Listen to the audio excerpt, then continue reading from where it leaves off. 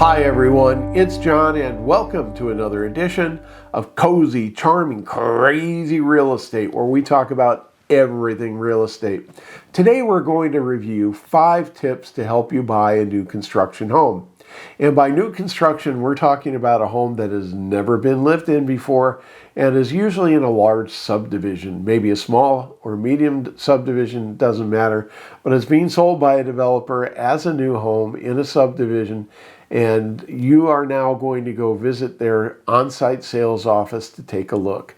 So let's talk about tip number 1, which is follow your standard house hunting process. When we decide that we are going to go look for a new home, we take a lot into consideration, everything from location for work commute, proximity to services, restaurants, shopping, all those good things that we look at for location.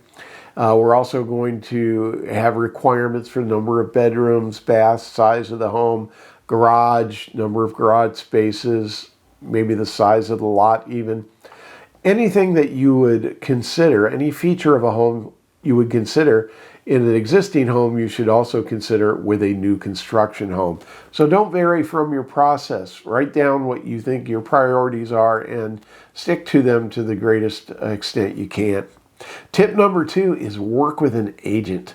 When you go into that on-site sales office at the development, you're going to be met by a sales associate who is normally one of 3 different types. It could be a local real estate agent, a licensed agent who the developer has asked to come in, work in their sales office, sell the homes, and receive a commission on each sale. That second type might be an licensed agent who is an employee of the developer, and they are going to be paid. Maybe they get a salary, maybe they get a commission, maybe a mix of both.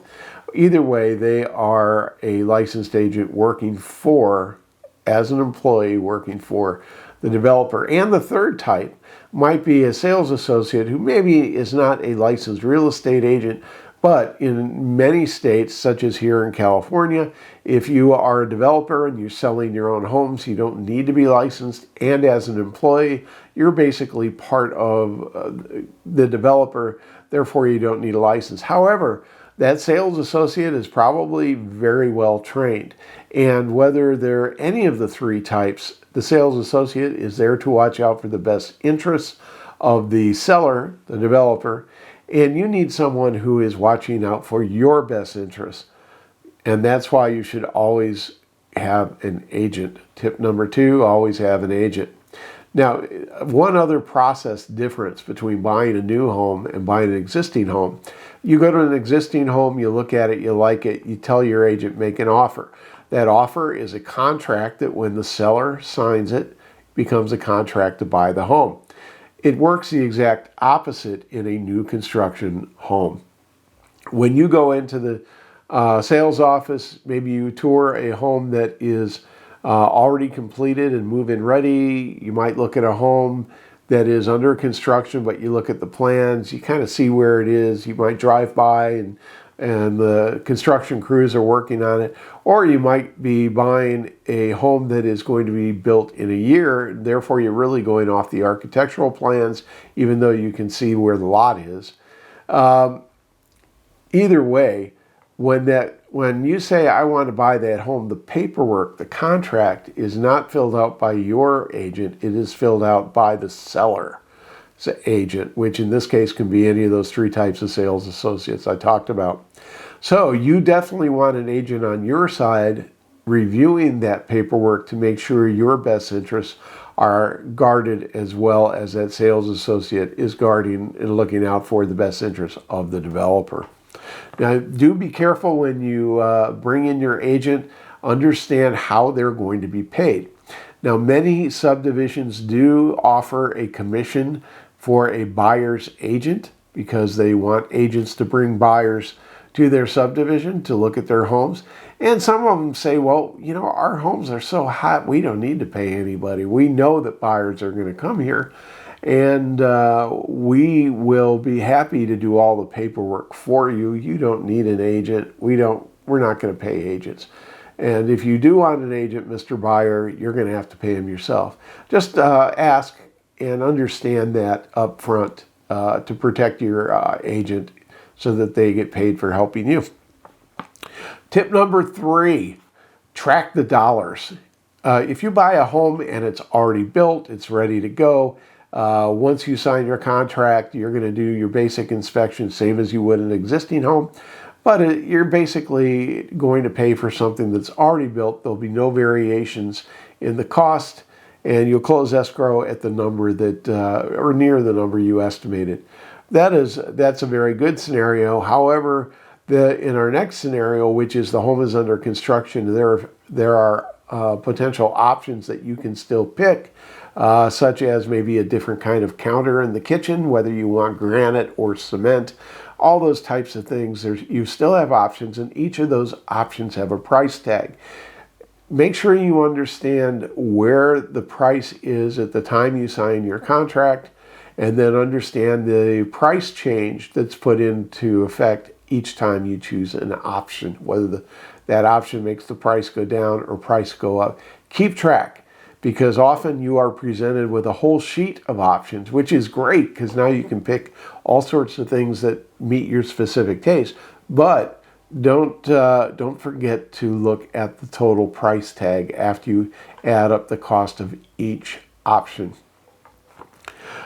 Tip number 4, perform standard inspections. Now, when a home is already built, you can certainly do all the inspections you want. You can get in no problem, most likely. In most subdivisions, yes, you can. Now, if the home is under construction, you want to make sure that during construction you are up on what's going on with inspections. Now, the developer probably has a supervisor or his own internal inspectors that are walking through the homes on a regular basis, making sure that everything is being done right. If you as the buyer want to go on any of those inspections, you're going to either need an appointment or you're going to have to go at a time that is designated by the seller, by the developer, because you can't just go in there while construction is going on. There's risk, safety liabilities, all those good things. So to the extent that you can, do take advantage when they say, hey, we're going to go do an inspection. Do you want to come along? Inquire about when those inspection opportunities might be there, because you want to make sure they're putting in the options that you actually selected and that everything's being done right to the extent that you can. Number 5, close on time or have options.